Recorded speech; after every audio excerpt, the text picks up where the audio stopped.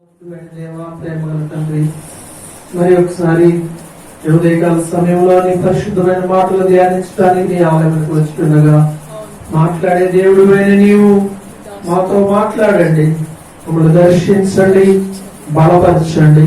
ఈ వాక్యములు విని వాక్యానుసారముగా జీవించే మనస్సును మా అందరికి అనుగ్రహించమని యేసు పరిశుద్ధ నామమున ప్రార్థిస్తున్నాము తండ్రి, ఆమేన్. దయచేసి కూర్చునండి. ప్రియమైన వాళ్ళారా, ఈరోజు మనం అపోస్తుల కార్యముల గ్రంథంలో నుండి 1వ అధ్యాయంలో ఉన్నటువంటి ఒక మాటను ధ్యానం చేయబోతున్నాం. అదేమిటి అనంటే పరిశుద్ధాత్మ యొక్క ప్రభావము అనే అంశాన్ని ఈరోజు మనం ధ్యానం చేయబోతున్నాం. ఏమిటి అంశం? పరిశుద్ధాత్మ యొక్క ప్రభావం. క్రైస్తవ జీవితంలో బైబిల్ గ్రంథాన్ని మనం కలిగి ఉండి ఈ బైబిల్ గ్రంథంలో ఎన్నో విషయాలు రాయబడ్డాయి. మనం ఎంత ఆలోచించి చదవగలిగితే, ఎంత పరిశీలించి చదవగలిగితే అన్ని ఎక్కువ విషయాలు బయటకు వస్తాయి. సైంటిఫిక్ వేలో చూసే వాళ్ళకేమో సైన్స్ కనపడుతుంది, ఆధ్యాత్మిక వేలో చూసే వాళ్ళకి ఆధ్యాత్మికత కనిపిస్తుంది. అర్థం కాని విషయాలు తెలుసుకోవాలి అన్న ఉద్దేశంతో ఏదో సమ్ రీసెర్చ్ మెథడ్లో చదివే వాళ్ళకి వాళ్ళకు కూడా ఏదో ఒకటి కనిపిస్తాం. అయితే మనం ఎక్కువగా చూడవలసింది, తీసుకోవాల్సింది, అతి ప్రాముఖ్యమైనది ఏమిటి అనంటే మనల్ని పరలోక రాజ్యానికి తీసుకుని వెళ్ళడానికి ఉపయోగపడేటువంటిది ఇది దేవుని యొక్క మనస్సు. ఈ బైబిల్ గ్రంథం అనేది దేవుని యొక్క ఉద్దేశాలన్నీ కూడా రాయబడినటువంటి పుస్తకము. ఆయన చిత్తము మనకి బైబిల్లో బయలుపరచబడింది. దేవుడు ఎవ్వరికి చెప్పినా, ఏ దర్శనమైనా, ఏ విధమైనటువంటి కళ అయినా, ఏ నడిపింపైనా, ఏ ప్రేరణ అయినా అన్ని కూడా బైబిల్ గ్రంథంలో ఉన్నవే. ఒకవేళ మనకి దేవుడు ఏదైనా చెప్పి ఉంటే అది బైబిల్లో ఉన్నదే చెప్తాడు, లేదు కొత్తది ఎప్పుడూ చెప్పడు. బైబిల్లో లేనిది స్పెషల్ గా ఎవ్వరికి దేవుడు చెప్పడు. ఎందుకంటే ఆయన తన ఉద్దేశాలన్నిటినీ కూడా బైబిల్ గ్రంథంలో రాయించి పెట్టాడు, ఇంకా రాసి పెట్టాడు. నువ్వు దీన్ని చదవడం ద్వారా ఇది నీకు గైడ్ అంటది, ఐ మీన్ మార్గం. దీని ప్రకారం ముందుకెళ్ళిపోవడమే. కాబట్టి ప్రతి విషయము బైబిల్ గ్రంథంలో రాయబడి ఉండగా మనం దాన్ని చదివి నేర్చుకొని జీవితంలో దాన్ని పాటిస్తూ ముందుకెళ్ళాలి. సో ఈరోజు మనం ధ్యానం చేయబోతున్న విషయం ఏమిటి అంటే పరిశుద్ధాత్మ యొక్క ప్రభావము. మొదటిగా అపోస్తుల కార్యముల్లోని 1వ అధ్యాయంలో 8వ వచనంలో ఈ మాటను మనం ఒకసారి చూద్దాం. అపోస్తుల కార్యములు 1వ అధ్యాయము 8వ వచనం.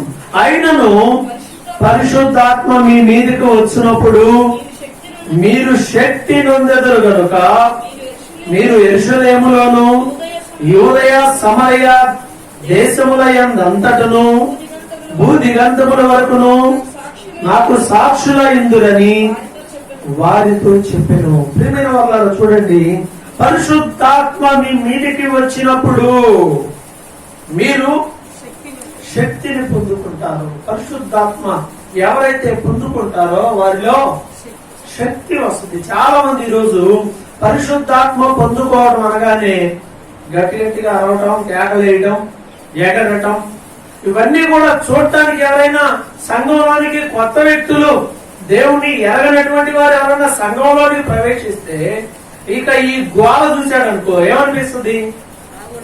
అసలు ఇదేమిటి?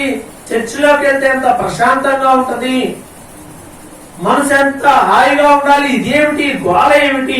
ఈరోజు చాలా మంది ఆరాధన అని ఒకటి పెడుతున్నారు. దానికి పేరు ఆరాధన. ఆరాధన అంటే ఏమిటి అంటే ఇక ప్రేమించేదని అధికంగానే ఇంకా అరగంట పడితే అది ఆరాధన అవ్వదు. మంచిదే, పాటలు అనేవి చక్కగా మనం పాడుతూ ఉంటే, ఇంకా ఇన్స్ట్రుమెంట్ ఉంటా ఉంటే, బాగా పాడుతూ ఉంటే మనకి మానసికంగాను భౌతికంగాను చాలా హ్యాపీగా ఉంటది. ఆరాధన అది కూడా ఒక భాగమే. పాటలు పాడుతూ ప్రభువుని మహిమపరుస్తూ ఉంటే అసలు ద ఒరిజినల్ హ్యాపీనెస్ వాక్యములో కూడా కాదు కానీ వాక్యం చెప్తున్నప్పుడు కాదు కానీ పాటలు పాడుతున్నప్పుడు మనం ఆత్మతో నింపబడినప్పుడు ద బెస్ట్ హ్యాపీనెస్ అన్నమాట. ఉన్నతమైనటువంటి సంతోషం అనేది మనకి దానిలోనే దొరుకుతుంది. పరలోకంలో రేపు పనంతా ఇదే, ఆయన ఆరాధించడమే. అయితే ఈ వాక్యం అనేది మన జీవన విధానానికి సంబంధించింది కాబట్టి సమ ప్రాధాన్యత ఇస్తూ వీటికి సమ ప్రాధాన్యత ఇస్తూ విశ్వాస జీవితంలో మనం ముందుకు వెళ్ళాలి. కాబట్టి ఆరాధన అని చెప్పి, ఆత్మతో కూడిన ఆరాధన అని చెప్పి ఇక గోల చేస్తుంటారు కొంతమంది. గట్టిగా అరవటము, గట్టిగా పాడటంలో ఉండదు హ్యాపీనెస్ అనేది. గట్టిగా పాడుతా ఉన్నాం అనుకో, గొంతంతా ఎత్తి పూర్ణ హృదయంతో పాడటం అంటే గొంతంతా ఎత్తి పాడటం కాదు కానీ మన మనస్సు, మన ఆత్మ దాంట్లో లీనమై ఉంటుంది. అప్పుడు ఏం జరిగేది ఇంకా మనకు తెలియదు. అప్పుడు నువ్వు స్వరం ఎత్తి పాడొచ్చు, కొంతమంది మౌనంగా ఏదో స్లోగా.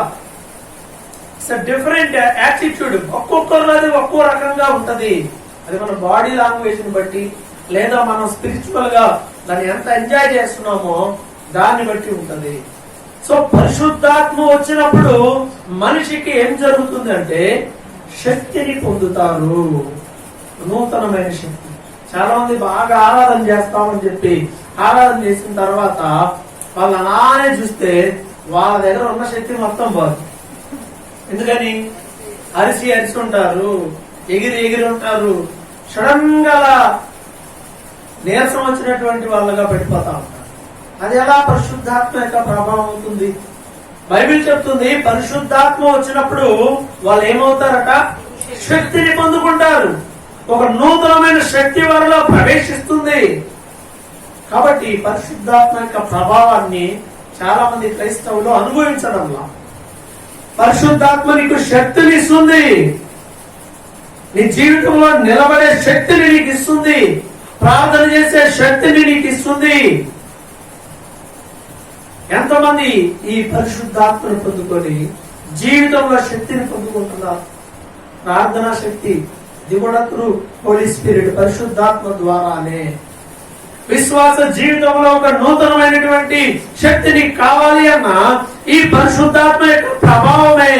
కాబట్టి క్రైస్తవ జీవితంలో పరిశుద్ధాత్మ యొక్క ప్రభావము అతి ప్రాముఖ్యమైనది, చాలా ప్రాముఖ్యమైనది. అందుకే యేసు ప్రభు ఈ మాట చెప్తా ఉన్నాడు. ఏమని చెప్పాడు?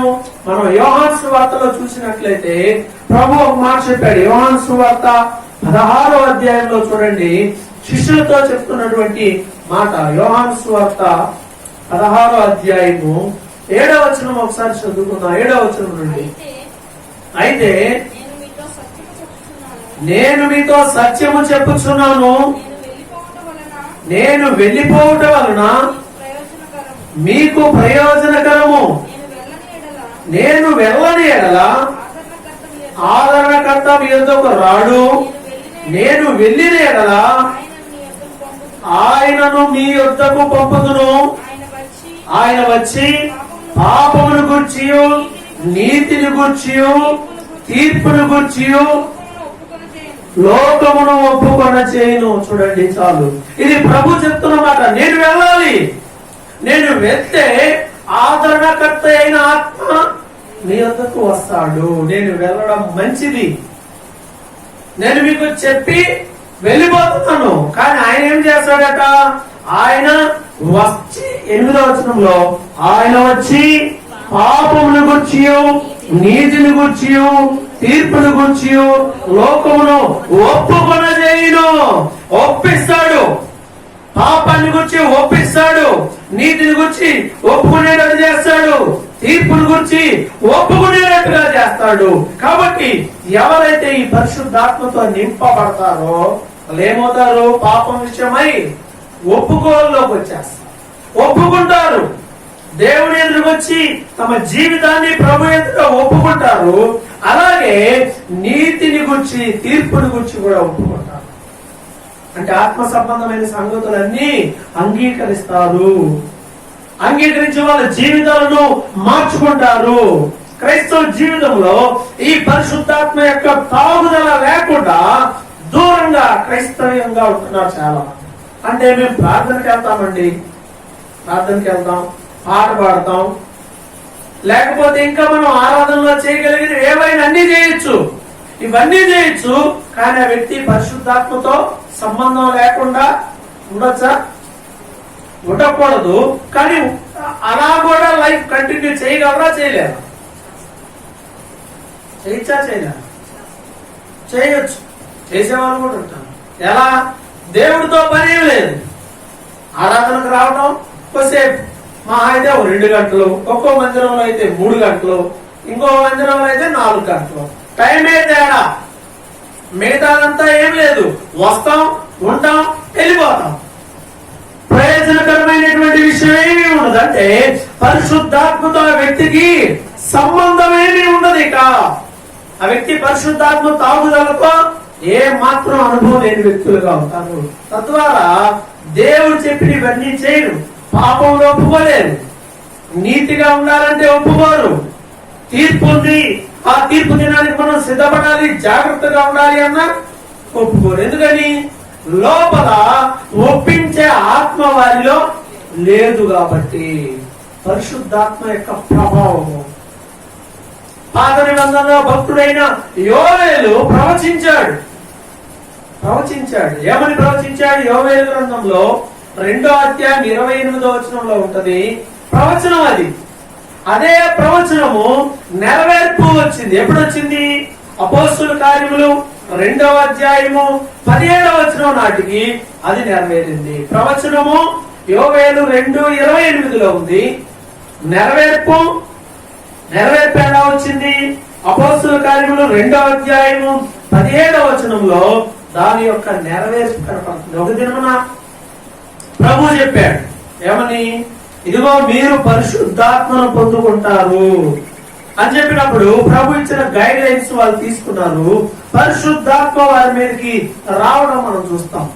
పరిశుద్ధాత్మ వాళ్ళ మీదకి వచ్చినప్పుడు వారు ఏం చేస్తున్నారంటే అక్కడ ఉన్న వారందరూ కూడా వారి వారి భాషలతో దేవుని కార్యముల గురించి మాట్లాడుతున్నారు. ఒకసారి మనం అపోస్తుల కార్యములు 2వ అధ్యాయం చూసినట్లయితే చూడండి 6వ వచనం. చాలా మంది పరిశుద్ధాత్మ వస్తే భాషలు మాట్లాడతారు కదా, మాట్లాడతారు, మంచిదే. ఈ విషయాన్ని గుర్తించాలి. 6వ వచనం, ఈ శబ్దం కలుగుగా జనులు గుంపులుగా కూడి వచ్చి ప్రతి మనుషుడు తన స్వభాషతో వారు మాట్లాడుట విని కలవరపడేది. ఇప్పుడు చూడండి అక్కడ ఫర్ ఎగ్జాంపుల్ ఒక 15-16 ప్రాంతాలకు సంబంధించిన వారు, అనేక దేశాలకు సంబంధించిన వారు, అనేక భాషలకు సంబంధించిన వారు ఉన్నారు. అపోస్తులు అక్కడ ఉన్నారు. పరిశుద్ధాత్మ వారి మీదకి వచ్చినప్పుడు వీళ్ళు మాట్లాడటం మొదలు పెట్టారు. ఏ లాంగ్వేజ్ లో వాళ్ళకి వినపడింది? వినే వాళ్ళకి ఏమర్థం అవుతుంది? ఎవరి భాషలో వాళ్ళకి అర్థమైపోతుంది. అది ఇక్కడ విషయం. భాషలో ఉన్నాయి, భాషలో మాట్లాడటం ఉంది. నువ్వు మాట్లాడితే ఎదుటివాడికి అర్థం కావాలి. అది భాషతో మాట్లాడటం అంటే. నాకు భాష వచ్చింది, నాకు పరిశుద్ధాత్మ వచ్చిందని నాకు నోటికి వచ్చింది ఏదో నేను మాట్లాడుకుంటా ఉన్నావు అనుకో, కూర్చున్నాడికి ఏం అర్థం కాదు. అప్పుడు ఏమనుకుంటాడు? ఏమో ఎవడికి తెలుసు అది ఏ భాష. చాలా మంది ఇలానే బ్లైండ్ గా ఏమో మనకెందుకు లేండి. కొంతమంది బైబిల్లో క్లియర్ గా వాళ్ళు మాట్లాడినప్పుడు ఎదుటి వారికి అర్థమైంది. పౌలు గారు అంటాడు కదా, నీకు భాషలో మాట్లాడే వరం ఉంటే ఎదుటి వాళ్ళకి ఒకవేళ నువ్వు చెబితే అర్థం కాకపోతే అర్థం చెప్పడానికి కూడా ఒకటి పెట్టుకోమని చెప్పాడు.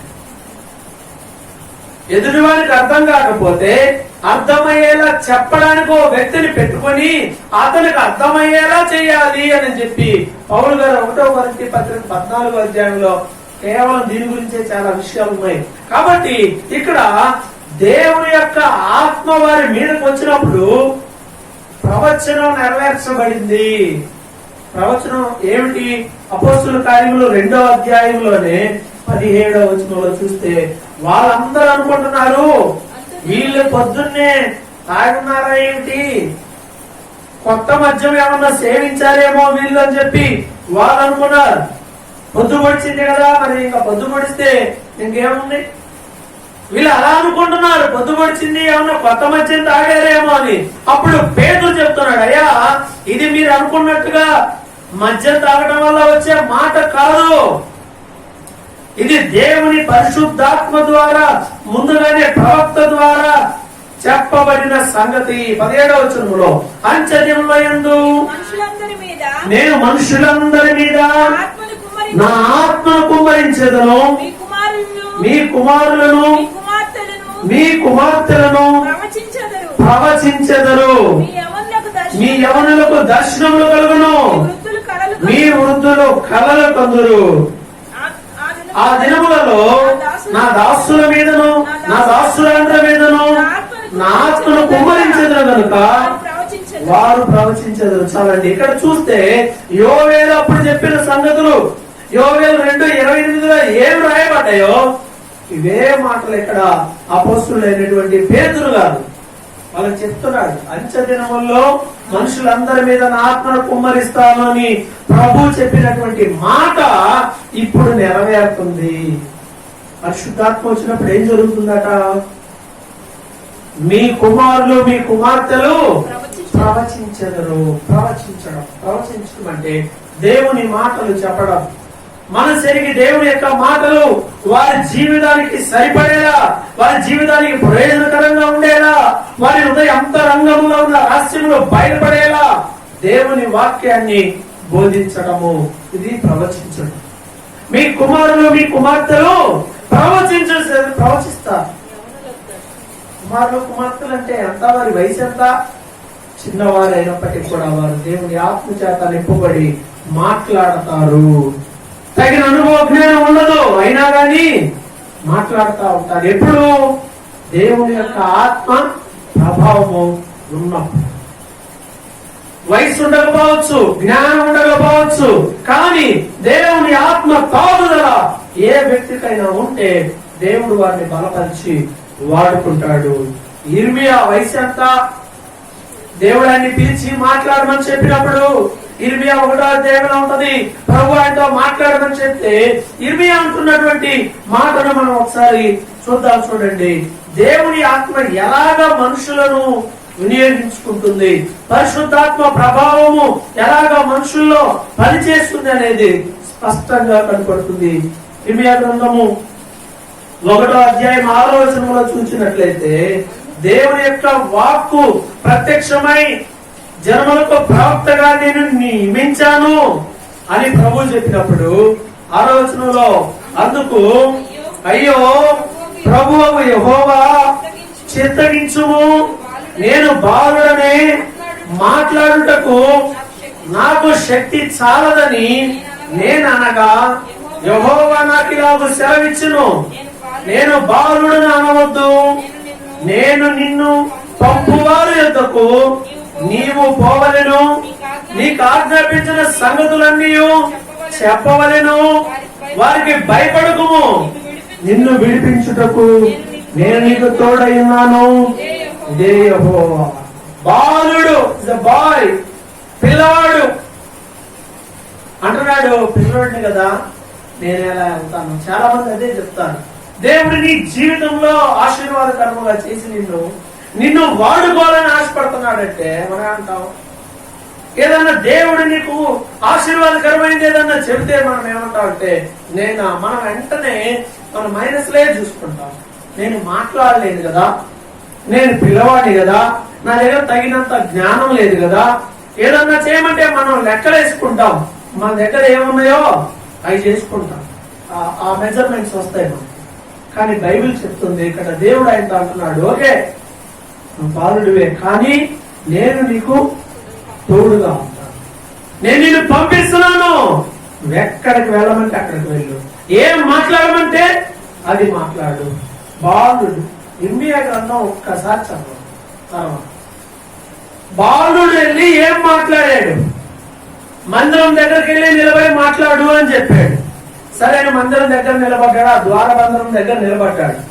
అందరూ వస్తున్నారు, జాగ్రత్తగా వస్తా ఉంటే అక్కడ వాళ్ళతో నిలబడి మాట్లాడుతా ఉన్నాడు కదా.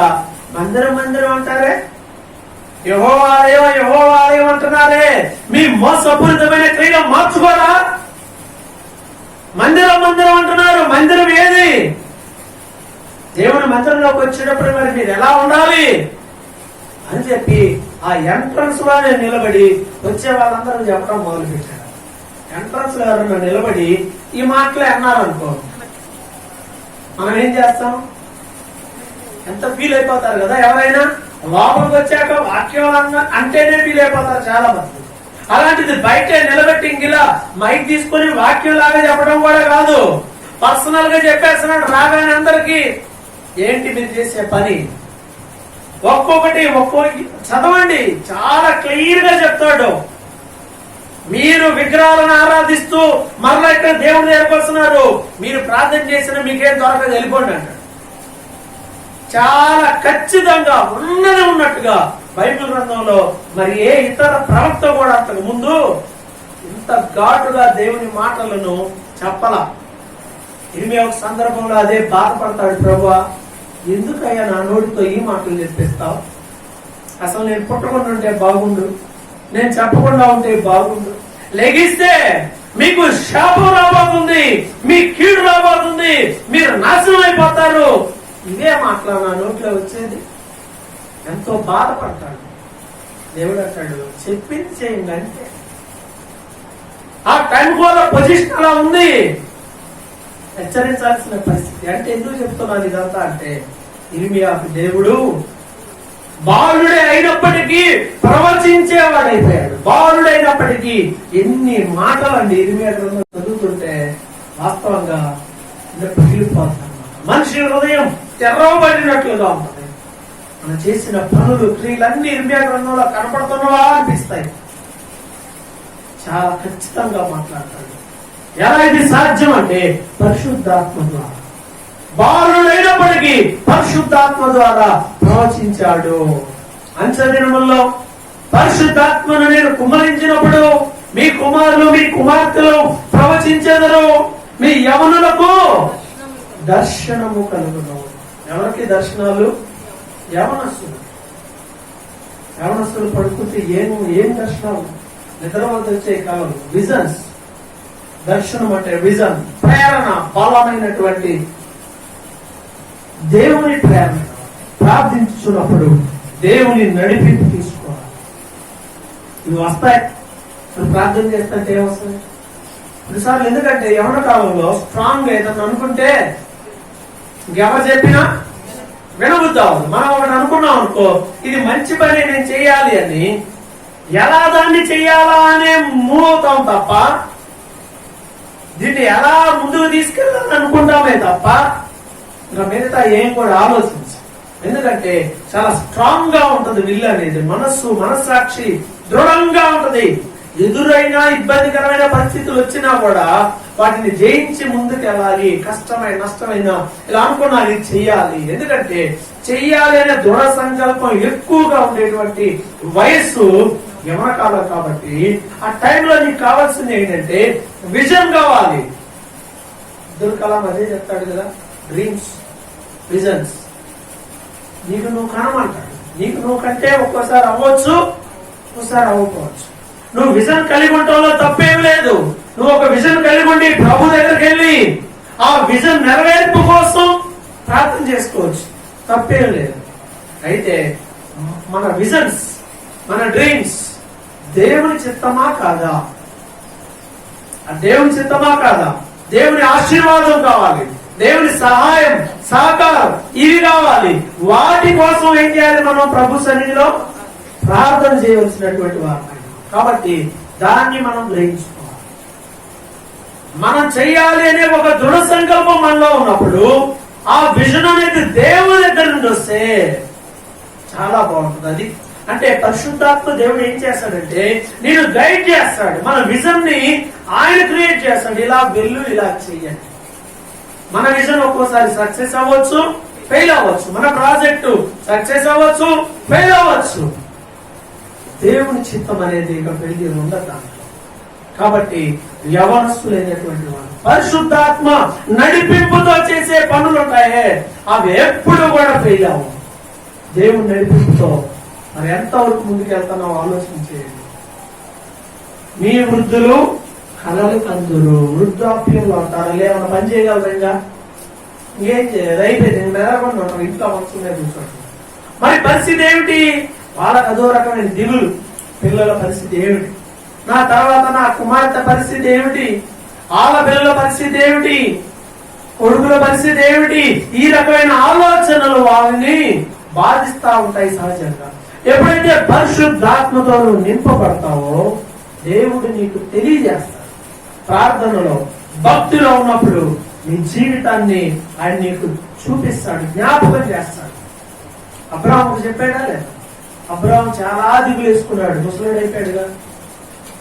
ప్రార్థన చేస్తా ఉంటే దేవుడు అన్నాడు, నేను నీకు తోడుగా ఉంటాను, నువ్వు భయపడకు అబ్రాహాము, అబ్రాహాము నువ్వు భయపడకుండా ఆదికాండం 15వ అధ్యాయంలో దర్శనమిస్తే అంటాడు, ఏం సుఖం నాయన, ఏమున్నా ఏమి లేవు, సంతానం లేదు కదా. అప్పుడు దేవుడు ఆయనకి అక్కడే కొన్ని మాటలు చెప్పాడు. కొన్ని మాటలతో పాటుగా అక్కడ ఆయనకి ఏమొచ్చిందంటే ఒక దర్శనం వచ్చింది. అక్కడే ఆయనతో అలాగే పడుకుండిపోయాడు. బలర్పించి వాటిని ఇద్దరి మధ్య నిబంధనకు గుర్తుగా తీసుకొచ్చాడు. వాటిని ముక్కలు ముక్కలుగా చేసి 2 ఎదురెదురు పెట్టాడు. ఇంకా అక్కడే అలా కళ్ళు మూసుకున్నాడు. అప్పుడు ఆయన వృద్ధాప్యంలో ఉన్నాడు. అప్పుడు దేవుడు ఆయనతో మాట్లాడాడు, నీవు ఆశీర్వదించబడతావు, నీకు ఒక కుమారుడు పడతాడు, వారు పిల్లలు దీవించబడి ఒక గొప్ప వంశం అవుతారు, ఒక గొప్ప జనం అవుతారు. వారు తమది కాని దేశంలో 400 సంవత్సరాల పాటు బానిసలుగా ఉంటారు. ఆ తర్వాత వారిని ఆస్తిపరులుగా చేసి నేను వారిని అక్కడి నుండి తీసుకొని వస్తాను. నువ్వు క్షేమంగా నీ వృద్ధాప్యంలో క్షేమంగా నీవు సమాధికి చేస్తావు. ఆయన లైఫ్ మొత్తం వచ్చేసింది. ఎప్పుడు? ఆదికాండం 15వ అధ్యాయంలో దేవుడు ఆయన క్లియర్ గా చెప్పేశాడు, అంతే. ఇంకా అదే జరిగింది. అలా విశ్వాసంతో ఆయన ముందుకెళ్ళాడు. నీ జీవితంలో నువ్వు దేని గురించి అయితే కలవరపడుతున్నావో, భయపడుతున్నావో, నీ కుటుంబ జీవితం గురించి నువ్వు ప్రభు దగ్గరికి వెళ్ళి ప్రార్థించినప్పుడు ఆయన నిన్ను గైడ్ చేస్తాడు. ఆయన నీకు తెలియజేస్తాడు నీ భవిష్యత్తు, నీ కుటుంబం, పిల్లలు, తర్వాత ఏమిటి కంగారు పడిన అవసరంలా ఆయన చేతికి అప్పగిస్తే ఆయన చూసుకుంటాడు. ఇంకా డౌట్ ఉంటే అడగండి, ప్రార్థించండి, ప్రభు ఓపెన్ గా అన్ని చెప్పేస్తాడు. యాకోబు చెప్పాడు. యాకోబు తను అవసాన కాలంలో ఉన్నప్పుడు, వృద్ధాప్యంలో ఉన్నప్పుడు పిల్లలందరినీ పిలిచి 12 మంది మగ పిల్లలను పిలిచాడు. పిలిచి వాళ్ళ యొక్క అందరినీ పిలిచి వాళ్ళ నెత్తిలో చేపెట్టి ప్రార్థన చేసి వాళ్ళందరూ చెప్పాడు జరగబోయేదంతా. నువ్వు ఇలా ఉంటావు, నీకు ఇలా జరగబోయేది. ఏమిటిది? దేవుని ఆత్మ ప్రేరణతో యాకోబు పనిచేశాడు. అలానే జరిగింది. 12 గోత్రాల వారందరినీ ఆయన ఎలాగ ఆశీర్వదించాడో అలాగే జరిగిపోయింది. కాబట్టి పరిశుద్ధాత్మ యొక్క ప్రభావం, పరిశుద్ధాత్మ యొక్క శక్తిని మనం పొందుకుంటున్నామా? క్రైస్తవులమైన మనం బైబిల్ గ్రంథంలో చూసినట్లయితే ఈ పరిశుద్ధాత్మ వ్యక్తిగతంగా వచ్చినప్పుడు మనిషి ఏమవుతాడంట? వ్యక్తిగతంగా ఏమవుతాడంట చెప్పారు. ఒకటి శక్తిని పొందుతాడు, రెండవది ఈ ఆత్మ వచ్చినప్పుడు మనిషిని పాపమును గురించి, నీతిని గురించి, తీర్పును గురించి ఒప్పిస్తాడు. ఎవరు చెప్తే ఒప్పుకుంటారు చెప్పండి? కర్ర తీసుకొని కొట్టి ఒప్పుకో అంటే ఎవరిని ఒప్పుకుంటారా? చిన్నప్పుడు 7th 8th ఆ టైంలో కూటాల్లో కూర్చున్నప్పుడు వాళ్ళు ఏమంటారంటే బాగా ప్రార్థన చేయమంటారు. వాక్యం చెప్పిన తర్వాత బాగా ప్రార్థన చేయంటే ప్రార్థన చేసే వాళ్ళు చేస్తా ఉంటారు. చాలా మంది ఎక్కువ, ఒక 40-50 మంది పిల్లలు ముందే ఉండేవాళ్ళు. ఉండే ప్రార్థన చేయి అంటారు.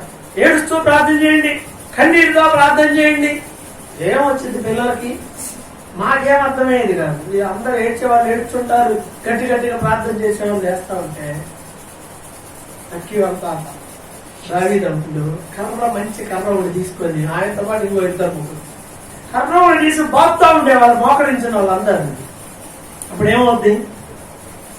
ఇప్పుడు ఏమయ్యేది?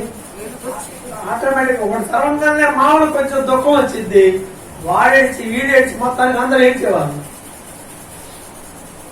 అది నిజమైనటువంటిది కాదు, ఆత్మీయమైనది కాదు. పూర్వకమేం పిల్లలకే అది సరిపోతుంది. కానీ ఓ వ్యక్తి జీవితంలో ఒప్పుకోలు, అవును నేను పాపం చేశాను, అవును నేను రక్షణ పొందాలి, అవును నాకు ప్రభువు కావాలి, అవును ఇది నేను చేసిన తప్పు. ఈ ఒప్పుకోలు అది బలంగా ఏ వ్యక్తి మీద పనిచేయాలన్నా మన వల్ల కాదు. ఎవరి వల్ల అవుతుంది? దేవుని వల్ల అవుతుంది. ఒప్పిస్తాడు. ఎవరైనా సరే ఎంత కొమ్ములు తిరిగినాడైనా అవ్వచ్చు, ఆయన పనిచేస్తే కార్యం జరుగుతుంది. అందుకే జకరియా 4:7 ఉంటుంది, శక్తి చేతనైనను బలము చేతనైనను కాక ఇది నా ఆత్మ చేతనే జరుగును. అది నువ్వు శక్తి చేత బలము చేత ఏవేవో జరగాలనుకుంటే అవి జరగవు. చెప్పి చెప్పి తలనొప్పి రావడమే. ఎంత చెప్పినా విననటువంటి మనుషులు, ఎంత మాట్లాడినా అర్థం చేసుకోలేనటువంటి మనుషులు, ఎంత చెప్పినా కూడా వాక్యానికి లోబడినటువంటి మనుషులు, ఈ జీవితాల్లో కార్యము జరగాలంటే మామూలుగా జరగదు. మొండి వారిగా ఉంటారు, కఠినంగా ఉంటారు. మరి ఎలా దేవుని కార్యాలు జరగాలంటే పరిశుద్ధాత్మ కార్యం. బైబిల్లో అది మనకు కనబడుతుందండి. అపోస్తులైన పౌలు గతంలో సౌలుగా ఉండేటువంటి వాడు. ఏంటి ఆయన పని? సంఘాన్ని హింసించడమే పని, కొరడాతో కొట్టడమే పని, బాధ పెట్టడమే పని, చంపటమే పని. ఎవరు మార్చారు ఆయన్ని? దేవుని యొక్క స్వరం ఆయన్ని మార్చింది. పరిశుద్ధాత్మ యొక్క ప్రేరణ, పరిశుద్ధాత్మ యొక్క ప్రభావము అతని జీవితంలో మనం అసలు ఆశ్చర్యం అండి. చాలా మంది జీవితాల్లో జరుగుతుంది. కాబట్టి నీ కుటుంబ జీవితంలో లేదా వ్యక్తిగతంగా నీలో ఈ పరిశుద్ధాత్మ వస్తే మనమే కన్ఫెస్ అవుతామండి. ఎవరు చెప్పే పని లేదు. మనలోనే మనకు ఒక ఫీలింగ్ కలుగుతుంది, ఒప్పుకోడు ఆత్మ వస్తుంది. చాలా మంది క్రైస్తవులు అయ్యండి ఈ ఒప్పుకోడు ఆత్మకు, ఈ దిద్దుబాటు చర్యకు దూరంగా ఉండడానికి కారణం ఏమిటంటే they never touch the Holy Spirit. పరిశుద్ధాత్మ ప్రభావాన్ని తాకకపోతే, అనుభవించకపోతే ఈ ఫీలింగ్ రాదు. అని మనం పొందుకోవాలి. ఆ ఫీలింగ్స్, ఆ పరిశుద్ధాత్మ యొక్క ప్రభావాన్ని మనం మన జీవితంలో పొందుకుంటే మొట్టమొదటిగా మనం కన్ఫెస్ అవుతాం, ఒప్పుకుంటాం. అప్పుడు ఒప్పుకోవడం మనల్ని ఏం చేస్తుంది? నీతి మార్గంలోనికి నడిపిస్తుంది. పాపను గురించి, నీతిని గురించి, తీర్పును గురించి ఒప్పుకొని చేయను ఒప్పిస్తాడు. మారు మనసు లేనటువంటి వారి జీవితాల్లో దీని కొరకై ప్రార్థన చేయండి. పరిశుద్ధాత్మ యొక్క ప్రభావంతో వారు మారు మనసు పొందాలని ప్రార్థన చేయండి. ఎవరైనా సరే వారి జీవితాల్లో దేవుడి కార్యాన్ని జరిగిస్తాడు. రెండవది ఏం చేస్తాడు తెలుసా? Lead us in a Holy Spirit. మనల్ని లీడ్ చేస్తాడు దేంట్లోకి అంటే ఆల్ ట్రూత్, సర్వ సత్యంలోనికి ఆయన మనల్ని నడిపిస్తాడు. ఇదేమాట? అది యోహాను సువార్త 16వ అధ్యాయంలో ఉంటుంది ఈ మాట కూడా. 16వ అధ్యాయము 13వ వచనం ఒకసారి చూడండి. యోహాను సువార్త 16వ అధ్యాయము 13వ వచనం. అయితే ఆయన అనగా సత్య స్వరూపి అయిన ఆత్మ వచ్చినప్పుడు మిమ్మును సర్వ సత్యములోనికి నడిపించును. ఆయన తనంతట తానే ఏమి బోధింపక వేటిని వినునో వాటిని బోధించి సంభవింపబో సంగతులను మీకు తెలియచేయును. ఏం చేస్తారంట? సత్య స్వరూపి అయిన ఆత్మ వచ్చినప్పుడు మిమ్మల్ని సర్వ సత్యములోనికి నడిపించును. ఎలా నడుస్తాం? సర్వ సత్యం, ఆల్ ట్రూత్, మొత్తం సత్యమే. దాంట్లో అబద్ధం లేదు, దాంట్లో వ్యతిరేకమైనది ఏది లేదు. సర్వ సత్యంలో మనం నడుస్తున్నామా? ఎవరికి నచ్చిన దారిగా వెళ్ళిపోతున్నాం. నాకు ఇది నచ్చింది దారి నేను వెళ్ళిపోయి నీకు నచ్చిన దారి నువ్వు వెళ్ళిపోతే సరిపోదండి. మనం నడిచేటువంటి దారి సత్యమా కాదా ఆలోచించేది. అందుకే ప్రభు చెప్తాడు, నేనే మార్గము సత్యము జీవమునై ఉన్నాను. యేసు ప్రభు చెప్పినటువంటి మాట, మార్గము సత్యము జీవము నేనే. అంటే నువ్వు యేసు మాటల ప్రకారం జీవిస్తే, యేసయ్య మాటల ప్రకారం బ్రతికితే, దాన్ని ఫాలో అయితే, వాటిని ఒప్పుకుంటే నువ్వు సర్వసత్యంలో ఉన్నట్టే. నువ్వు బైబిల్ ఒప్పుకొని, బైబిల్ మాటలు అంగీకరించి, దేవుడి మాటలు అంగీకరించి నీ జీవితాన్ని మార్చుకుంటే నువ్వు సర్వసత్యంలో నడుస్తున్నట్టే లెక్క. బైబిల్ పట్టుకొని ఉండటం వేరు, బైబిల్ కలిగి ఉండడం వేరు, కేవలం బైబిల్ చదవడం వేరు, కేవలం బైబిల్ తెలుసుకోవడం కూడా వేరు. వీటన్నిటికీ మించింది ఏమిటి? బైబిల్ ప్రకారం జీవించడం. ఆయన సర్వ సత్యంలోనికి మిమ్మల్ని నడిపిస్తాడు. ఎక్కడెక్కడో ఉంటారు, మనం చెప్తా ఉంటాం, వాళ్ళు నడుస్తారన్నాడు కదా. ఎక్కడో హాస్టల్లో ఉంటాడు, ఎలా ఉంటాడు తెలియదు. ఎక్కడో అత్తగారింట్లో ఉంటది, ఎలా ఉంటుందో తెలియదు. ఎక్కడో కాలేజీలో ఉంటారు, ఎలా ఉంటారో తెలియదు. ఇక్కడ ఎక్కడెక్కడో ఉన్న వారి గురించి మనం బాధపడతా ఉంటాం. అయ్యో వాళ్ళు ఎవరు గైడ్ చేస్తారు, వాళ్ళకి ఎవరున్నారు? అమ్ముందా, నానున్నారా, పక్కన వాళ్ళున్నారా, వీళ్ళున్నారా? ఎవరు లేవు కదా, మేము ఒంటరి కదా అనుకోవచ్చేమో.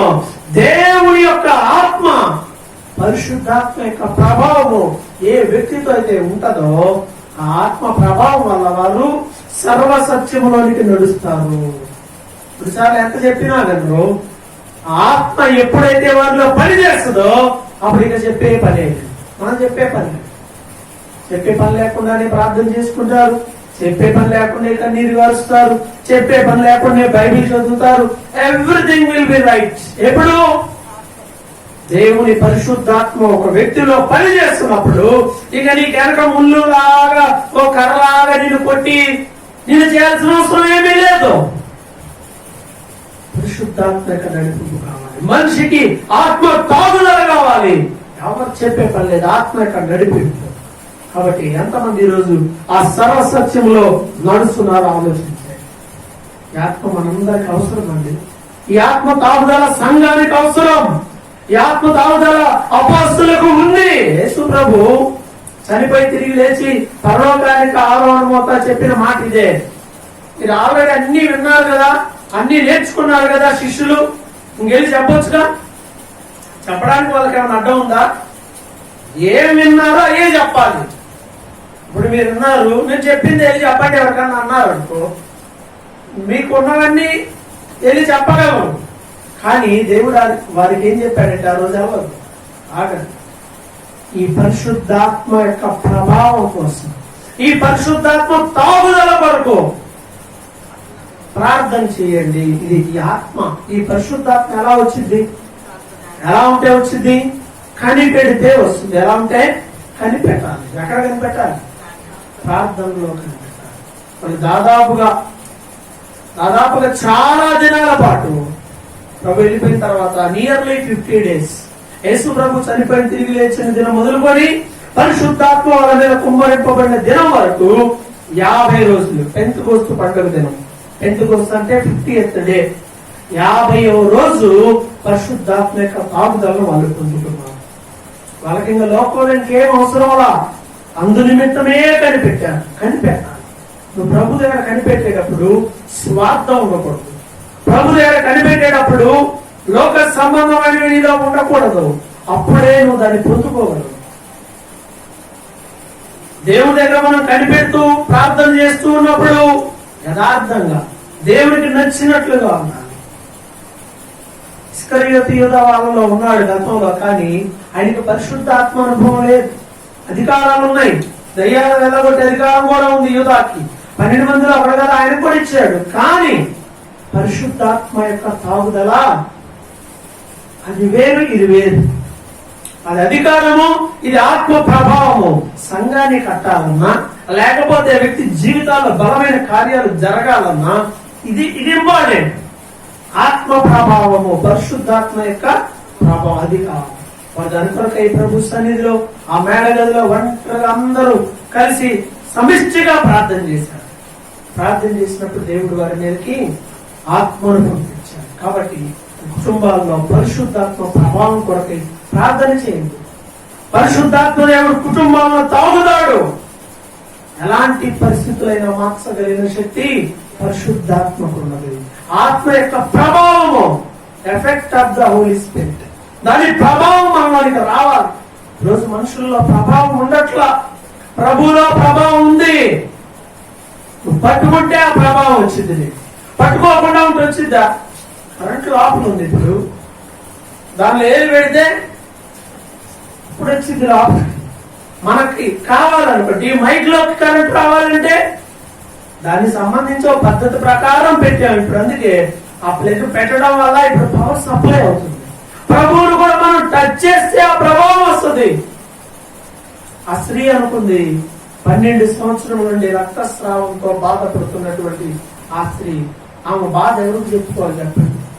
ఏ డాక్టర్ వల్ల కూడా అవ్వలేదు. అనేక మంది వైద్యుల చేత తిప్పలబడింది అని బైబిల్ చెప్తుంది. తిప్పలబడి తనకున్నదంతా ఏం చేస్తుంది, అయినా కానీ రోగానికి మందు లేదు. అప్పుడు అనుకుంటే నేను ప్రభువుని పట్టుకుంటే పొంది నాకు అసలు అప్పటి వరకు లేదు. వెళ్ళి ప్రభువుని పట్టుకుంటే స్వస్థత వస్తుందన్న ఆప్షన్ గతంలో ఎన్నడూ జరిగిన సందర్భాలు లేవు. చాలా మంది మీదపడి తోసుకున్నారు, ప్రభువుని పట్టుకున్నారు, కానీ స్వస్థత వచ్చిన వాళ్ళు లేరు. ఎప్పుడైతే ఈ స్త్రీ మాత్రం ప్లాన్ చేసింది, పట్టుకుంటే వచ్చిందంటే ఆమెలో విశ్వాసం. అలాగే వెళ్ళి పట్టుకుంది. ప్రభావము ఆయనలో నుండి బయలుదేరి అనే మాట ఉంది. ప్రభావము ఆయనలో నుండి వచ్చింది, ఆ ప్రభావంకి వెళ్ళింది, స్వస్థత పొందింది. ప్రభు అంటాడు, నాలో నుండి ప్రభావం వెళ్ళిపోయింది, ఎవరో నన్ను పట్టుకున్నారు. ఎంతమంది మీద పడట్లా? మీద పడేది వేరు, విశ్వాసముతో ఆయన్ని పట్టుకునేది. విశ్వాసముతో నువ్వు ప్రభు దగ్గరికి వెళ్ళి ఆయన పట్టుకో, ఆయన పాదంలో పట్టుకో, ఆయన కట్టేస్తాడు నీ కుటుంబాన్ని, నీ జీవితాన్ని ఆయన మార్చేసేస్తాడు. మనం ఆయన పట్టుకోవట్లేదండి, అదే సమస్య. పట్టుకుంటే వస్తుంది, ఆయన పట్టుకుంటే వస్తుంది. ఏం పట్టుకుంటావు? పరిశుద్ధాత్మ కోసం. అపోస్తలుల కార్యములు 8వ అధ్యాయంలో ఇదే పరిశుద్ధాత్మ కోసం వ్యక్తి ఇంకో రాంగ్ స్టెప్ వేశాడు, ఇంకో వేళ వెళ్తున్నాడు ఈ ఆత్మ కోసం.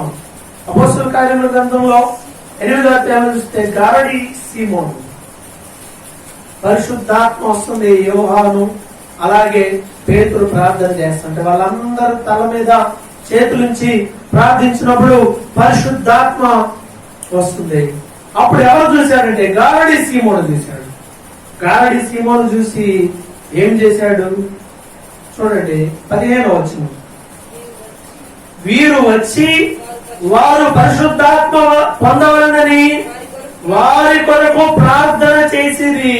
పేతురు యోహాను వచ్చి సంఘం అందరి కోసం ప్రార్థన చేస్తున్నారు. ప్రభువా పరిశుద్ధాత్మను వీళ్ళ మీదకు పంపించయ్యా అని ప్రార్థన చేస్తున్నారు.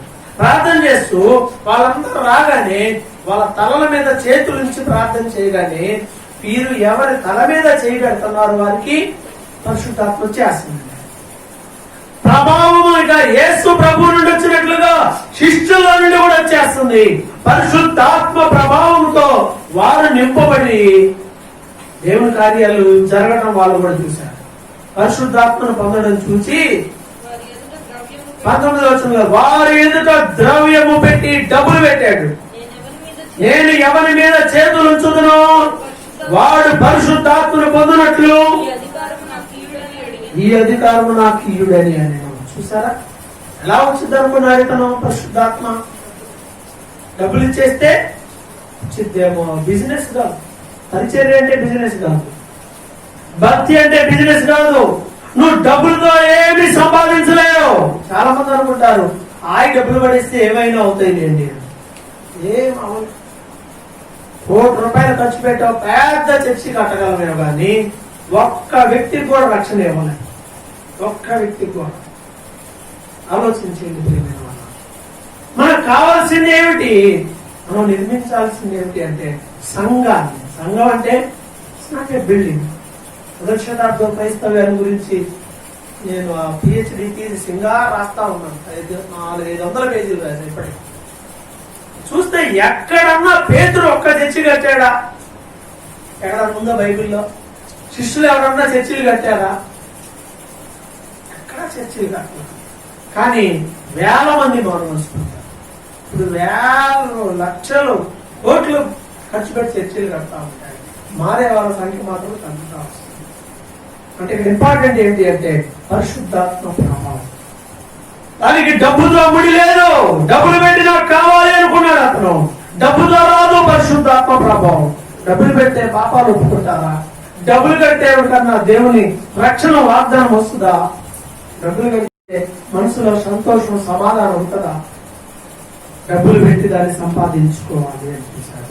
అది అవదండి, అలా ఎప్పుడు చాలా మంది అనుకుంటారు డబ్బులు ఉంటే ఎంత సంతోషం కదా, నీకు 1 లక్ష, మీ ఆయనకు 1 లక్ష, 2 లక్షలు జీతం అనుకో, సంతోషం ఉంటారా ఉండరా? ఉండరా? సంతోషంగా ఉంటారా ఉండరా? మంచి జీతం ఉంటాయి ఉండరా? ఆర్థిక సంబంధమైన విషయాల్లో బాగా మిగతాయో చెప్పలేము. చాలా మంది అనుకుంటారు, కానీ majority of the problems will solve by vitamin M. చాలా సమస్యలు క్లియర్ అవ్వడానికి డబ్బులు అవసరం, అవే క్లియర్ చేసేస్తాయి, అవి అవసరమే. కానీ అత్యంత ఆత్మ సంబంధమైన సంతోషాన్ని కలిగించడానికి అవసరమైంది మాత్రం పరిశుద్ధాత్మే, దేవుని యొక్క రక్షణే. ఇది డబ్బుల వల్ల వచ్చేది కాదు, దాని మీద నమ్మకం ఉంచడం వల్ల వచ్చేది కాదు. ఈవెన్ ఏ బెగ్గర్, భిక్షవాడు కూడా బాగానే హ్యాపీగా ఆడతాడు, వాడు లైఫ్ స్టైల్ అది, ఇంకా వాడు బాగానే ఉంటాడు, దాంట్లో సంతోషపడతాడు. మన ఆర్థిక స్థాయిలను బట్టి మనం సంతోషపడటం, బాధపడటం నేర్చుకుంటాం. మన ఆలోచనలు బట్టి, మనకున్నటువంటి విజన్స్ ని బట్టి, మన ప్రాజెక్టులను బట్టి మనకు వస్తా ఉంటుంది దుఃఖం, బాధ. కానీ విజనల్ సంతోషము, దేవుని కార్యాలన్నీ కూడా పరిశుద్ధాత్మ ప్రభావాలనే జరుగుతాయి. ఇప్పుడు ఆయన చెప్పాడు, ద్రవ్యం ఇచ్చి వీటిని సంపాదించుకొని చూసినందుకు నీ వెండి నీతో నశించును. మారు మనసుకుంది ఇప్పటికైనా. చాలా మంది ఎలాంటి వేలా ఉంటారు, అలాంటి వాళ్ళందరూ నేర్చుకోవాల్సిన పాఠం. నీకు డబ్బులు సంతోషాన్ని, సమాధానాన్ని ఇవ్వలేవు, నిత్య జీవాన్ని ఇవ్వదు, ఆరోగ్యాన్ని ఇవ్వదు.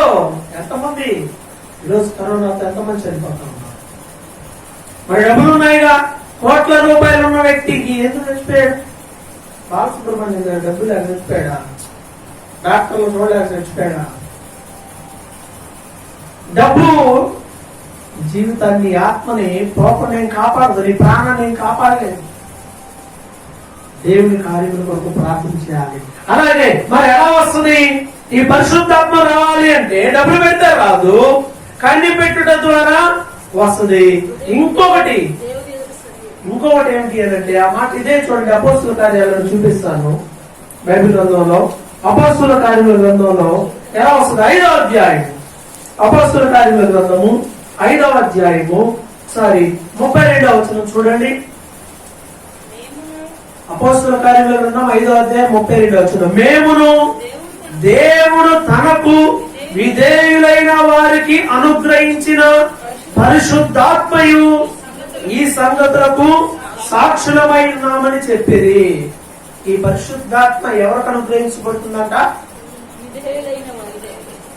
దేవుడు తనకు విధేయులైన వారికి అనుగ్రహించిన పరిశుద్ధాత్మ. ఈ పరిశుద్ధాత్మ ఎవరికి వస్తుంది? దేవునికి విధేయత. ఎవరు మాట్లాడతావు? ఎవరికి విధేయత చూపిస్తావు? దేవునికి ఎవరైతే విధేయత చూపిస్తారో వారి గురించి బైబిల్ చెప్తుంది. దేవునికి విధేయత చూపిస్తావా? దేవుని మాట వింటావా? దేవుని మాట విను. దేవుడు ఏం చెప్పాడు, ఏం చెప్తున్నాడు? బైబిల్ చదువు. దేవుని మాట ఎన్నో చెప్పాడు నీకు, వాటన్నిటి ప్రకారం జీవించి చూడు. పరిశుద్ధాత్మ యొక్క ప్రభావాన్ని పొందుకుంటాం. ఈ పరిశుద్ధాత్మ ప్రభావాన్ని పొందుకుంటే ఏం జరిగిందంటే, అపోస్తుల కార్యాల్లో క్లియర్ కనపడుతుంది. బలహీనులు బలవంతులయ్యారు ఈ ఆత్మ చేత నింపబడటం వల్ల. పిరికి వారు ధైర్యంతో నింపబడ్డారు ఈ పరిశుద్ధాత్మ ప్రభావం వల్ల. అపోస్తుల కార్యములే జరిగినాయండి. అపోస్తుల కార్యములు అంటే వారు చేసినవే, పరిశుద్ధాత్మ వారితో ఉండడం ద్వారా జరిగిన కార్యాలు ఇవన్నీ. గుర్తుపెట్టుకోండి, నీ జీవితంలో పరిశుద్ధాత్మ ఉంటే నీ ప్రయాస ఏముండదు. ఎక్కడ అండి పని జరిగిపోతా ఉంటుంది ఆటోమేటిక్ గా. ఎక్కడైతే పరిశుద్ధాత్మ దేవుడు పని చేస్తాడో అక్కడ నీకు పని ఉండదేగా. కేవలం చూడటమే నీ పని, చేయటం అంతా కూడా పరిశుద్ధాత్మ యొక్క పని. కాబట్టి వ్యక్తి జీవితంలో పరిశుద్ధాత్మ పనిచేస్తే ఆ వ్యక్తి ఆటోమేటిక్ గా రక్షణ పొందుతాడు. కుటుంబంలో పరిశుద్ధాత్మ పనిచేస్తే కుటుంబం కట్టబడుతుంది. సంఘంలో పరిశుద్ధాత్మ యొక్క ప్రభావం ఉంటే హ్యాపీగా ఉంటుంది. కాబట్టి మనం కావాల్సింది, మనం కోరుకోవాల్సింది ఏమిటి అంటే ఈ పరిశుద్ధాత్మ యొక్క ప్రభావము తాగుదల. యేసు ప్రభు చెప్పాడు, నేను వెళ్ళుట మీకు మంచిది, నేను వెళ్ళని ఎడల ఆయన రాడు, నేను వెళ్తేనే ఆయన వస్తాడు అన్నాడు. ప్రభు వెళ్ళిపోయాడు. ఆ పరిశుద్ధాత్మ ఈరోజు సంఘాన్ని నడిపించేది పరిశుద్ధాత్మ, మనుషుల్ని ప్రేరేపించేది పరిశుద్ధాత్మే, మనుషుల్ని ఒప్పించేది ఆత్మే. ఈ ఆత్మ ఎప్పుడు వెళ్ళిపోతుందో తెలుసా? మరలా సంఘం ఎత్తబడుతుంది. అప్పుడు ఆ సంఘాన్ని తీసుకొని పరిశుద్ధాత్మ కూడా బయట, స్పిరిట్ ఆత్మ అంతే, దేవుడు ఆత్మ రూపే, అని తీసుకొని వెళ్ళిపోతాడు. ఇంకా సంఘంతో పాటు ఆయన కూడా వెళ్ళిపోతే, ఈ పరిశుద్ధాత్మ వెళ్ళిపోతే ఇంకెవరు భూమి మీద? ఇంకెవరు మారడు, తెలిసినా మారడు. తెలియదు కాదు, ఈరోజు మనుషుల్లో మార్పు రాంది, ప్రభావం లేక. ఆ పరిశుద్ధాత్మ లేకపోతే ఇంకేముంది? ఒకరోజు రాబోతుంది, ఈ ఆత్మ వెళ్ళిపోతాడు. ఇప్పుడు ఇక ఎవరికి రక్షణ ఉంది. ఎడవబడిన తర్వాత పరిస్థితులు దారుణంగా ఉంటాయి. కాబట్టి ప్రియమైన దేవుని పెట్టారా, మన జీవితంలో ఒకసారి ఈ పరిశుద్ధాత్మ ప్రభావం వల్ల అపోస్తుల కార్యాలు చదువుతూ ఉంటే ఆశ్చర్యం అనిపించింది. నడిపింపు, ఈ పరిశుద్ధాత్మ నడిపింపు, అటు వెళ్ళిపోవడం దేవుని కార్యాలు జరగదు. జీవితంలో ఈ పరిశుద్ధాత్మను కనుక మనం కలిగి ఉంటే ఆయన మనల్ని నడిపిస్తాడు. జీవితం అద్భుతంగా ఉంటుంది, ప్రభావవంతంగా ఉంటుంది. మన ఆలోచన బట్టో, మన దగ్గర ఉన్న డబ్బును బట్టో, మన తెలివితేటలను బట్టో కాదు, కానీ దేవుని యొక్క ఆత్మ ప్రభావం చేత. ప్రభు అన్నాడు, తను అడుగు వారికి ఆయన ఎంతో నిశ్చయముగా కొలత లేకుండా ఆత్మను ఇస్తానని చెప్పాడు. కొలత కూడా లేదు, నీకు ఎంత ఇస్తానులే, నీకు ఎంత ఇస్తానని కూడా లేదు, కొలత లేకుండా ఇస్తానని చెప్పాడు. కాబట్టి ఈ ఆత్మ యొక్క అవసరతను మనం గుర్తించాలి. అనిపిస్తుందా? ఈరోజు క్రైస్తవ సంఘానికి ఈ ఆత్మ అవసరత ఎంతో ఉంది. ఎందుకంటే ఈ ఆత్మ లేకపోతే ఇంకా ఎగిరి కేకలేసి బోధలేసినా, కర్రలు తీసుకొని కొట్టినా, ఈ రోజు ఇంకా ఎడతారంటే రాడ్లు తీసుకొని కొట్టినా గానీ ఎవడు వంగేటట్టుగా లేడు. ఇంట్లో ఎవరు వంగరు, ఎవరి మాట ఎవరు వినడు. వంచాలంటే పరిశుద్ధాత్మ, దేవుని జీవాత్మ ఏం చేస్తుంది? వెర్ర కొట్టి హస్బెండ్ అయిన సరే వచ్చేస్తుంది. ఎంతమంది మహామహులు వంగనలను వంగిపోయారు పరిశుద్ధాత్మ ప్రభావం. కాబట్టి ప్రతి ఒక్కరూ భారం కలిగి ఇప్పుడు ఇంటికి వెళ్ళా కూడా ఈ పరిశుద్ధాత్మ ప్రభావం నాకు కూడా కావాలి. ఫస్ట్ నీకుండాలి ఈ ప్రభావము, నీ నుండి నీ పిల్లలకి, భార్యకి, భర్తకి, అలా కుటుంబానికి, సంఘానికి, వీటి కొరకే మనం ప్రార్థన చేస్తాం. వాళ్ళు కొన్ని దినాలు కనిపెట్టి ప్రార్థన చేశారు, కనిపెడతాం, మనకు కూడా జరుగుతుంది. రెండవది విధేయత చూపిస్తేనే కనిపెడుతూ విధేయత కలిగి ఉండాలి. అవిధేయతకరమైన ఏమన్నా ఉంటే ఒప్పుకొని విడిచిపెట్టి పరిశుద్ధాత్మ మా మీదకి రమ్మని ప్రార్థన చేద్దాం. ప్రభు మనకు కూడా అనుగ్రహిస్తాడు. అందరూ తల ఉంచి ప్రార్థన చేద్దాం. మన కొరకు ప్రాణమే ఇచ్చిన దేవుడు, మన కొరకు దెబ్బలు తిన్న దేవుడు, మన కొరకు అవమానాన్ని సహించిన దేవుడు, మన కొరకు తన జీవితాన్ని సిలువలో త్యాగం చేసిన దేవుడు. అడిగితే ఇస్తాడు. ప్రార్థన చేద్దాం. ప్రతి ఒక్కరూ అడుగులో బైబిల్ చెప్తుంది, అడగండి మీకు ఇవ్వబడును అని. యేసు ప్రభు కూడా చెప్పాడు, తను అడుగు వారికి ఎంతో నిశ్చయముగా కొరత లేకుండా ఆత్మనిస్తామని చెప్పాడు. కాబట్టి ప్రభుని అడగండి, ప్రార్థించే సమయండి. ప్రభువా, నీ పరిశుద్ధాత్మ ప్రభావం నాకు కావాలి. ప్రభువా, నా జీవితంలోనికి నీ పరిశుద్ధాత్మ యొక్క ప్రభావాన్ని తీసుకురండి. ప్రభువా, నా ఆలోచనలు ఎన్నో నీరు గారిపోయినాయి, నా ఆలోచనలు, నా బాధలు ప్రభువా నా తండ్రి పెరుగుతున్నాయి. ప్రభువా, నా ప్రణాళికలన్నీ కూడా ఫెయిల్ అయిపోతా ఉన్నాయి. ప్రభువా, లేదు నేను కాదు ప్రభువా, నువ్వు కావాలి, నీ ఆలోచన కావాలి. ప్రభువా, మా చిన్న బిడ్డలను నీ పరిశుద్ధాత్మతో నింపి ప్రవచించేవారిగా చేయమని కోరుతున్నాం. ప్రభువా, అంచె దినముల్లో నా ఆత్మను కుమ్మరిస్తాను అని మీరు వాగ్దానం చేశారు. ఆ దినమునే నీ ఆత్మను కుమ్మరించారు. ప్రభువా, ఆ పరిశుద్ధాత్మను ఈరోజు మా మీద కూడా పంపించండి. మా యవనసులకు నీ ఆత్మ తాగుదల దయచేయము నాయనా. నాయనా, యవన ప్రాయంలో నీ దర్శనములు చూసేవారిగా చేయమని కోరుతా ఉన్నాం. ప్రభువా, ప్రయోజనకరమైన వారిగా మీరు చేయండి. ఆయా లోకానికి దీవెకరమైన వ్యక్తులుగా మీరు మార్చండి. ప్రభువా, మా వల్ల ఏది కాదు ప్రభు, ఏమి చేయండి. నీ పరిశుద్ధాత్మ ప్రభావం ప్రభువా దూరంగా ఉన్నటువంటి మా బిడ్డలకు, దూరంగా ఉన్న మా కుటుంబ సభ్యులకు, ప్రభా ఆత్మీయులకు, స్నేహితులకు నీ పరిశుద్ధాత్మ యొక్క ప్రభావాన్ని అనుగ్రహించమని ప్రార్థిస్తున్నాం ప్రభా. అయ్యా మేము ప్రార్థన చేస్తా ఉన్నాం, మమ్మల్ని దర్శించండి. వ్యక్తిగతంగాను కుటుంబాల్లోనూ నీ పరిశుద్ధాత్మ కార్యాలు జరిగించండి. శక్తి చేత బలం చేత ఇవి జరిగేవి కాదు నాయన. అయ్యా డబ్బు చేత ఇవి జరిగేవి కాదు, మేము గుర్తెరుగుతున్నాం నాయన. నీ ఆత్మ చేతనే జరుగుతాయి. ప్రభువా నీ ఆత్మ కార్యములను జరిగించండి. ప్రభువా నీ ఆత్మ కార్యములు జరిగించండి. మా కుటుంబాల్లో నీ కార్యములు జరిగించమని కోరుతున్నాం ప్రభువా. అయ్యా మారు మనసు లేని భార్య మార్చబడాలి, మారు మనసు లేని భర్త మార్చబడాలి. ఎవరైతే నీ పరిశుద్ధాత్మ తాగుదలకు దూరంగా ఉన్నారో కుటుంబాల్లో వారందరినీ కూడా తాకండి. సంఘం అంతటిని కూడా నీ పరిశుద్ధాత్మతో నింపండి ప్రభువా. నీ ఆత్మ సహాయం లేకుండా ఒక్కడు కూడా ముందుకు నేను వేయలేను ప్రభువా. నీ ఆత్మ తాగుదల సంఘానికి మీరు అనుగ్రహించండి. ఈ సహవాసమంతటికి అనుగ్రహించి నీ పరిశుద్ధాత్మ ప్రభావం లోకంలో మరి ఎక్కువగా పనిచేసి అనేక మంది పాల్గొని పొంది నేను మైంపరిచే భాగ్యాన్ని దయచేయమని మేము కోరుతాము. అయ్యా మమ్మల్ని మేము నీ చేతులుగా అప్పగిస్తున్నాం, కుటుంబాలను నీ చేతులుగా అప్పగిస్తున్నాం ప్రభువా. అయ్యా బిడ్డలను నీ చేతులుగా అప్పగిస్తా ఉన్నాం, సంఘాన్ని నీ చేతులుగా అప్పగిస్తా ఉన్నాం ప్రభువా. నీ పరిశుద్ధాత్మతో నింపండి, నీ పరిశుద్ధాత్మ చేత తాకండి, నీ పరిశుద్ధాత్మ చేత ధైర్యపరచండి, నీ పరిశుద్ధాత్మ చేత బలపరచండి, నీ పరిశుద్ధాత్మ ప్రభావము చేత నడిపించి నీ నామానికి మహిమ ఘనత ప్రభావం తెచ్చుకోమని సర్వశక్తి గల యేసు పరిశుద్ధ నామంలో ప్రార్థిస్తున్నాం పరమ తండ్రి. ఆమేన్.